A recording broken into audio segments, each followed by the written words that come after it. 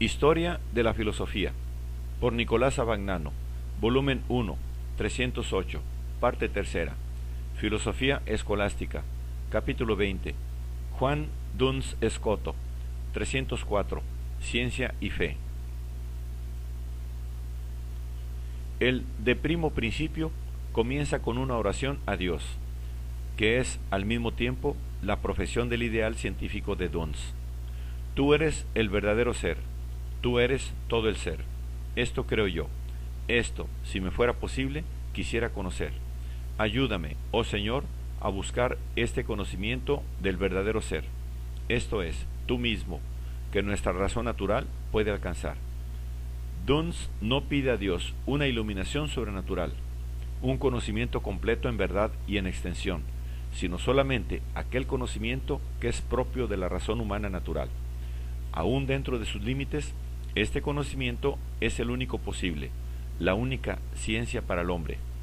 Además de los atributos que demuestran en los filósofos, además de los atributos que demuestran de ti los filósofos, sobre todo los católicos, te alaban como omnipotente, inmenso, omnipresente, verdadero, justo y misericordioso, providente para todas las criaturas y especialmente para las inteligentes. Pero de estos atributos hablaré en otro tratado en el cual se expondrán los objetos de la fe, a los cuales se da el asentimiento de la razón y que con todo son, para los católicos, tanto más ciertos cuanto se fundan, no sobre nuestro entendimiento miope y vacilante, sino sobre tu solidísima verdad.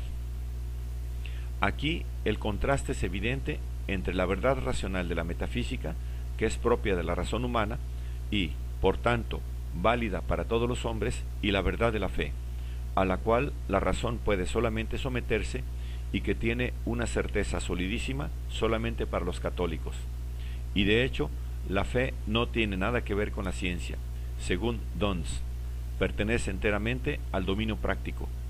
La fe no es un hábito especulativo, ni el creer es un acto especulativo, ni la visión que sigue al creer es una visión especulativa, sino práctica. Todo lo que traspasa los límites de la razón humana no es ya ciencia, sino acción o conocimiento práctico, según Duns Scoto. Concierne al fin al que el hombre debe tender, o a los medios para conseguirlo, o a las normas que, en vista del mismo, se siguen, no a la ciencia. ¿Por qué la revelación fue necesaria para los hombres?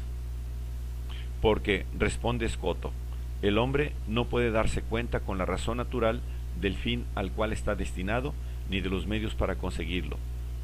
Que el hombre esté destinado a ver y gozar de Dios es cosa que él no puede saber sino por la revelación. ¿Y por qué no puede saberlo? Por la razón natural. Porque no hay conexión necesaria entre el fin sobrenatural del hombre y la naturaleza humana, como nos consta que es en esta vida. Evidentemente se trata de un fin que Dios ha querido libremente asignar al hombre, que no se relaciona necesariamente con la naturaleza del hombre, y por esto no puede ser demostrado como principio de tal naturaleza, en cuanto que la demostración supondría la necesidad del mismo. Los límites que Duns descubre para el conocimiento humano no son accidentales para el conocimiento mismo, sino constitutivos. El hombre no puede conocer demostrativamente lo que Dios ha decidido en virtud de su albedrío, y que, por consiguiente, no lleva ningún rasgo de aquella necesidad que hace posible el conocimiento demostrativo. El principio que mueve toda la crítica de Duns es el que él expresa a propósito de la imposibilidad de demostrar que a nuestros actos meritorios siga el premio divino. Esto es imposible de saber, porque el acto remunerativo de Dios es libre. Esto no es cognoscible naturalmente, dice, y de aquí resulta que los filósofos se equivocan cuando afirman que todo lo que procede inmediatamente de Dios se deriva de él de un modo necesario. De esto nace la separación y la antítesis que dominan todo el pensamiento de Duns, entre lo teorético y lo práctico. Lo teorético es el dominio de la necesidad, por tanto, de la demostración racional y de la ciencia. Lo práctico es el dominio de la libertad, por consiguiente, de la imposibilidad de cualquier demostración y de la fe. La metafísica es la ciencia teorética por excelencia. La teología es por excelencia la ciencia práctica.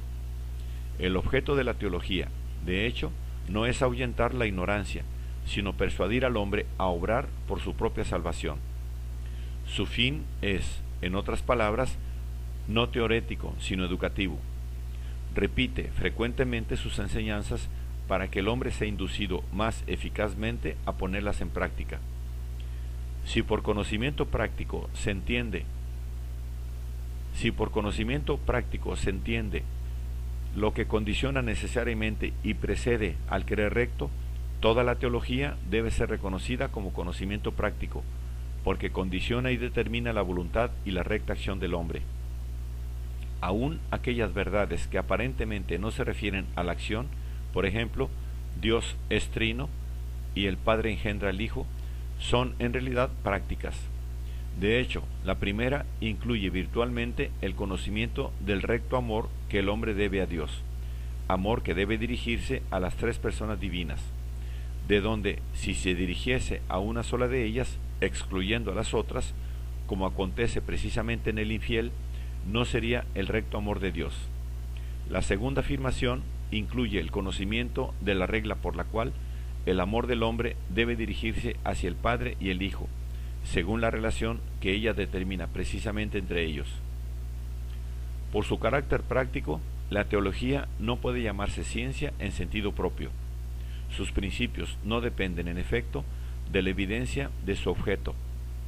Pero si se quiere considerarla como ciencia, es menester hacerle un sitio especial, ya que no está subordinada a ninguna ciencia, y ninguna otra ciencia está subordinada a ella.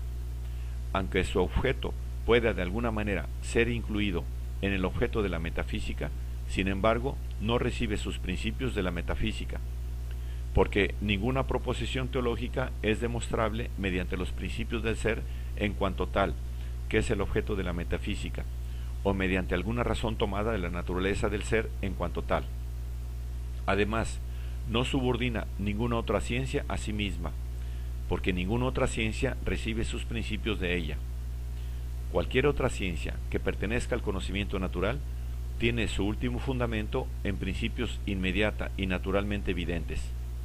Frente al carácter práctico de la teología, que por esto solo, impropiamente y en un sentido especial es ciencia, destaca el carácter teorético de la metafísica, que es ciencia en el más alto sentido. Son, por excelencia, objeto de ciencia o las cosas que se conocen antes que todas las demás y sin las cuales las otras no pueden ser conocidas, o las que se conocen con la máxima certeza. El objeto de la metafísica posee en el máximo grado este doble carácter. La metafísica es, por consiguiente, ciencia en el máximo grado. Duns Scoto ha tomado de Aristóteles y de sus intérpretes árabes el ideal de una ciencia necesaria, fundada enteramente en los principios evidentes y en demostraciones racionales.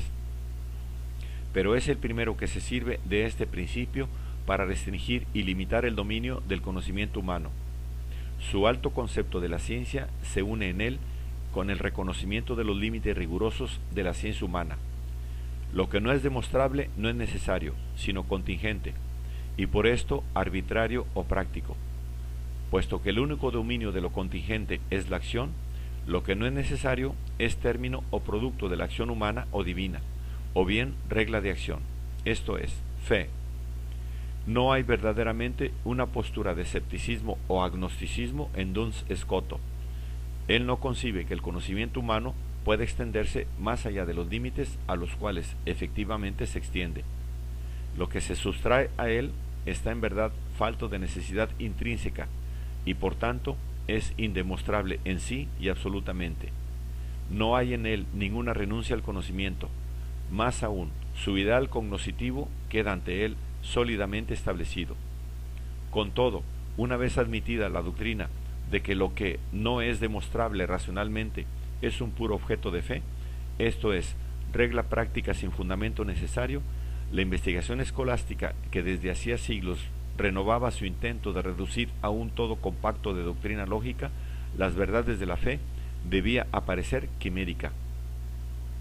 Ya las obras apócrifas o probablemente apócrifas de Duns, por ejemplo, los Teoremata, presentan un impresionante aumento del número de proposiciones indemostrables, que entran como tales a formar parte del dominio práctico de la fe. No se puede demostrar que Dios vive, que es sabio o inteligente, que está dotado de voluntad, que es la primera causa eficiente, que es necesario para la conservación de la naturaleza creada, que coopera con las criaturas en su actividad, que es inmutable e inmóvil, que carece de magnitud y de accidentes, que es infinito en el sentido de la potencia. Escoto considera imposible demostrar todos los atributos de Dios y aún, como veremos, la inmortalidad del alma humana. Con esto, la certeza de estas proposiciones se convierte en certeza práctica, esto es, fundada exclusivamente en su libre aceptación por parte del hombre. El ideal aristotélico de la ciencia demostrativa lleva aquí a rechazar definitivamente, fuera del ámbito de la investigación filosófica, fundamentos básicos de la religión católica. La escolástica se encamina a vaciar de todo contenido su problema central,